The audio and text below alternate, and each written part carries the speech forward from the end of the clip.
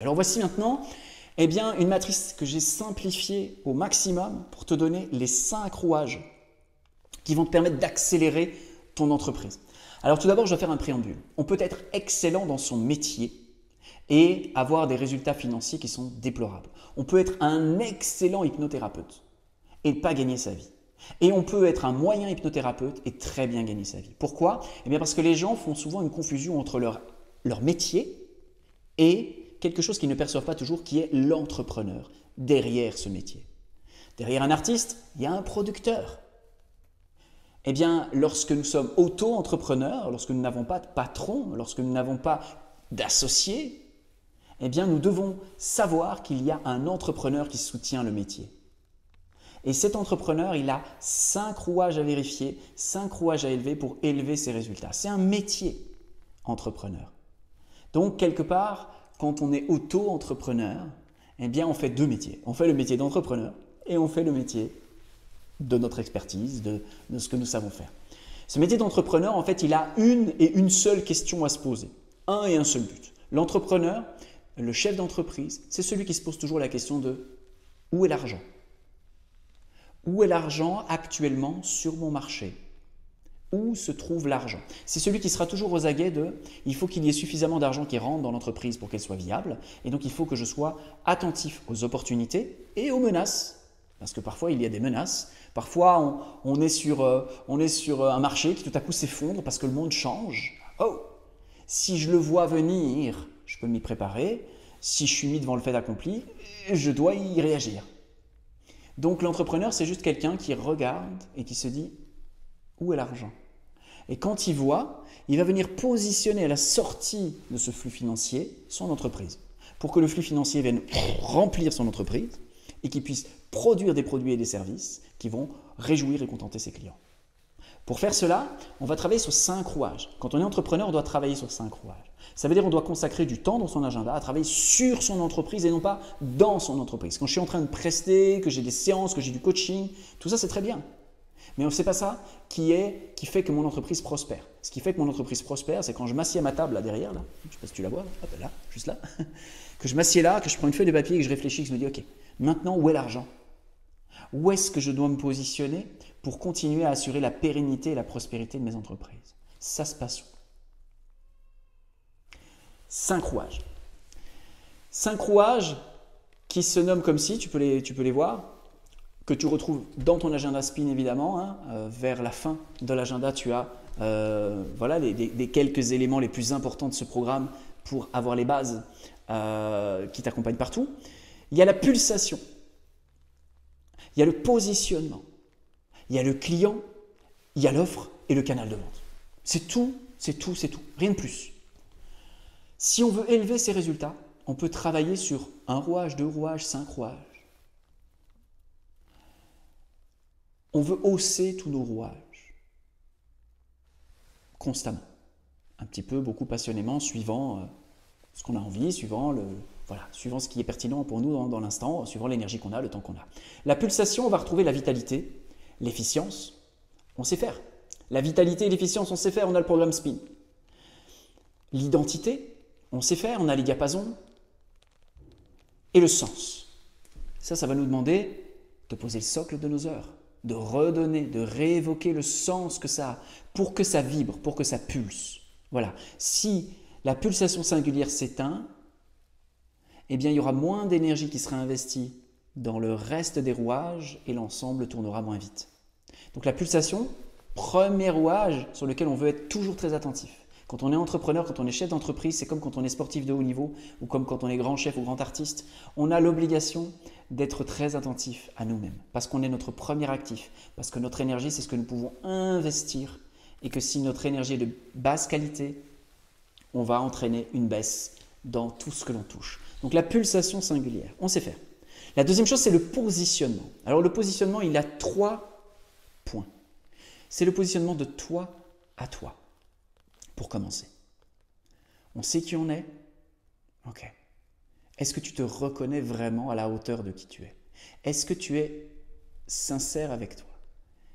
Et est-ce que tu es aligné avec toi-même? bien positionné. C'est le premier truc. Boum, il faut que les fils se touchent, de moi à moi. Ensuite, il faut que de moi au monde, ça se touche. C'est-à-dire que je sache qui je veux être au monde. Que je me dise, ok, je vais être ce type de personne-là dans le monde. Je vais être ce type de personne-là qui va dire ce type de choses-là, qui va être ce type de choses-là. Voilà ce que je veux faire dans le monde, comment je veux contribuer. On va se positionner vis-à-vis du monde. C'est extrêmement puissant ça. On peut être un très bon professionnel et ne pas avoir fait le travail sur le positionnement au monde. Quand on fait ce travail de positionnement au monde, tout à coup, en termes de professionnel, les autres nous perçoivent comme étant une référence. Parce qu'on a pensé notre place dans le monde. Très peu de gens font ça. Et parce qu'on s'est positionné. Très peu de gens ont le courage de faire ça. Et ensuite, le positionnement, c'est aussi moi par rapport à mon marché.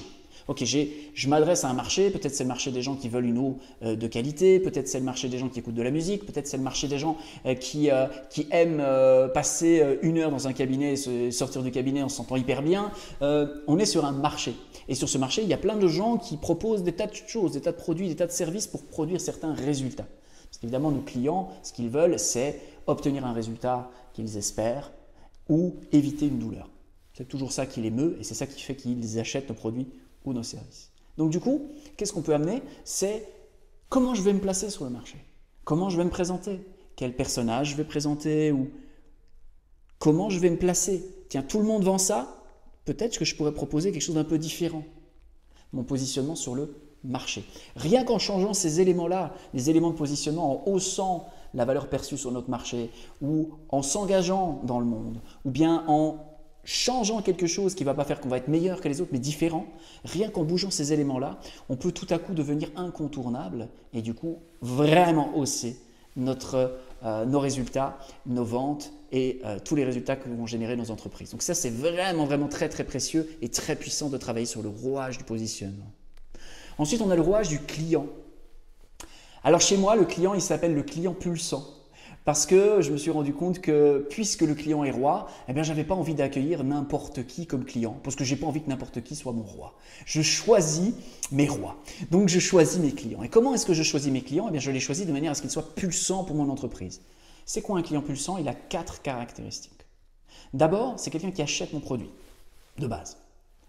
Ensuite, c'est quelqu'un qui active mon produit. Alors ça, c'est déjà, ça peut paraître idiot, mais les gens achètent des tas de choses. Ils achètent des tas de livres qu'ils ne lisent pas. Ils achètent des formations qu'ils ne font pas. Ils achètent plein de choses qu'ils ne font pas. Ils n'activent pas toujours. C'est la raison pour laquelle, moi, dans mes formations, je mets énormément de motivation, d'énergie motivante. Pourquoi? Parce que je veux m'assurer qu'un maximum de personnes qui me donnent de l'argent pour un programme le fassent. Parce que ça ne m'intéresse pas d'avoir des clients qui achètent mes programmes et qui ne les font pas. Donc, je fais la rétro-ingénierie de ça pour m'assurer qu'un maximum de personnes qui me font confiance et qui investissent de l'argent, du temps, de l'énergie dans mes programmes, eh bien, fassent un maximum et retirent un maximum de ce programme. Ensuite, la troisième caractéristique d'un client puissant, c'est quelqu'un qui a des résultats extraordinaires avec ce que nous proposons. Nous ne voulons que des clients qui ont des résultats extraordinaires. Nous ne voulons pas des clients qui ont des résultats ordinaires. Pourquoi? Parce qu'un client ordinaire, quand il parlera de nous, il dira « Ouais, bof, c'était pas mal ». Et ça c'est atroce. Vous pouvez construire une marque extraordinaire, une publicité extraordinaire. Il suffit que dans la bouche de l'ami d'un client qui aurait peut-être intérêt à rencontrer votre produit, votre service, que cet ami fasse « Ouais, bof », pour que tout à coup ça décourage la vente alors que c'était peut-être très très bon pour cette personne-là et pas du tout bon pour l'autre. On veut s'assurer d'attirer un maximum de clients qui vont avoir des résultats wow et on veut repousser au maximum les clients qui n'auront pas ou peu de résultats. Et un client pulsant, c'est quelqu'un qui va naturellement avoir envie de témoigner. C'est un client qui va dire « Ouais, j'adore, ce mec, j'adore, j'ai fait son programme, c'était trop top ». Quelqu'un qui, quand il a votre nom à la bouche, va vouloir témoigner naturellement sans que vous le forciez ou sans que vous lui demandiez. C'est ce qu'on voit un petit peu avec Apple, par exemple, qui est une marque en fait où tous les gens qui achètent du Apple disent aux autres « Ouais, c'est top, c'est ce qu'il y a de mieux, c'est ceci, c'est cela ». Bref, vous voyez le principe. Donc un client pulsant, il a ces 4 caractéristiques. Et l'idée, c'est de travailler en profondeur à attirer ce type de client et à repousser les autres. On fait l'ingénierie de l'attraction et l'ingénierie de la répulsion. Ça, c'est le troisième rouage sur lequel vous pouvez travailler. Le quatrième rouage sur lequel vous pouvez travailler, c'est sur l'offre, votre offre. On ne vend pas un produit, on ne vend pas un service, on vend une promesse enrobée dans une offre. Une offre, c'est quelque chose qui s'offre à un moment donné et qui va faire que la personne va vouloir ça ou pas. Et on va vouloir que cette offre ait 4 caractéristiques. D'abord, on va vouloir que cette offre nous apporte de la joie, qu'on ait de la joie à la livrer, qu'on se dise « Waouh, allez-y, achetez-la moi, j'ai trop envie, tellement c'est génial !» Qu'on ait de la joie. Ensuite, que cette offre soit dans l'hypertinence. Ce que j'appelle l'hypertinence, c'est-à-dire qu'elle soit vraiment adaptée à la personne à qui on va la présenter. On veut vraiment développer de l'hypertinence. Une offre va être pulsante pour la personne qui découvre notre produit, notre service, à partir du moment où elle est ultra pertinente, où elle va se dire « Oh, ce truc a été fait pour moi. C'est exactement ça qu'il me faut. » Voilà ce qui va faire la différence entre quelqu'un qui va venir ou pas. Donc, on veut qu'elle soit super pertinente. Pour qui? Pour les bons clients. Ok? On n'oublie pas l'idée, on veut des clients qui ont des résultats exceptionnels, donc c'est ceux-là qu'on veut attirer. On veut qu'elle soit légère à livrer. Pourquoi? Parce que si jamais j'ai une offre, mais que pour pouvoir la livrer, je dois aller faire 2 heures de fil à la poste, je dois passer 3 heures au téléphone alors que je déteste ça, ben je vais inconsciemment ou consciemment me réfréner, éviter d'en vendre trop, parce que si j'en vends plus, ça veut dire aussi plus d'emmerdes ou plus de choses que j'aime moins faire. On veut qu'elle soit légère à livrer, le plus léger possible, en déléguant certaines choses ou bien en automatisant des choses, mais on veut qu'elle soit légère. On veut qu'on se dise « Oh, bah, si j'en vends 50, c'est bien, si j'en vends 1000, c'est bien aussi. » Et on veut qu'à l'intérieur de nous, ça ne nous stresse pas, que ça ne nous angoisse pas et qu'on soit tranquille avec ça. Légère à livrer. Et ensuite, une offre pulsante, c'est une offre aussi qui contient le potentiel de l'exponentiel, c'est-à-dire qui est scalable, pour utiliser un terme anglais, c'est-à-dire qu'elle peut s'expanser. Un peu comme un livre que j'écris une fois, et en fait que j'en vende 1 ou que j'en vende 10 millions, c'est possible. Et pas me retrouver avec ce que bien souvent les personnes qui ont une activité, je dirais, professionnelle de différents types, où ils échangent leur temps contre de l'argent, se retrouver dans une situation où en fait leur temps n'étant pas exponentiel, leur activité plafonne. L'idée, c'est de se créer évidemment là, pour pouvoir démultiplier ses résultats, se créer une offre qui nous permette de faire cela. Ça peut être un livre, ça peut être une formation en ligne, ça peut être du marketing relationnel, ça peut être un produit ou un service, ou ça peut être même de la formation, mais où on va apprendre à d'autres à former comme nous. Comme ça va se déployer, ça va être extensible et où ça ne va pas être fermé. Voilà. Ça, c'est ce qu'on veut avoir et c'est sur quoi on veut travailler, au moins sur avoir une offre pulsante. On peut avoir d'autres offres. Tout ça, c'est une stratégie, tout ça, c'est du jeu, tout ça, ça s'agence. L'idée, c'est juste de travailler à avoir vraiment une offre ou de travailler à ajuster nos offres pour qu'elles se rapprochent le plus possible d'une offre pulsante.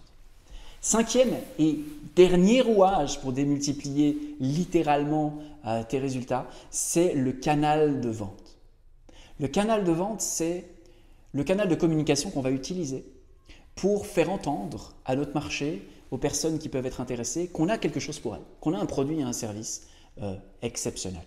Et on veut utiliser un canal de vente avec lequel on est à l'aise et dans lequel on est performant. Alors il y a des personnes qui sont très douées pour vendre en allant prendre un café avec une copine.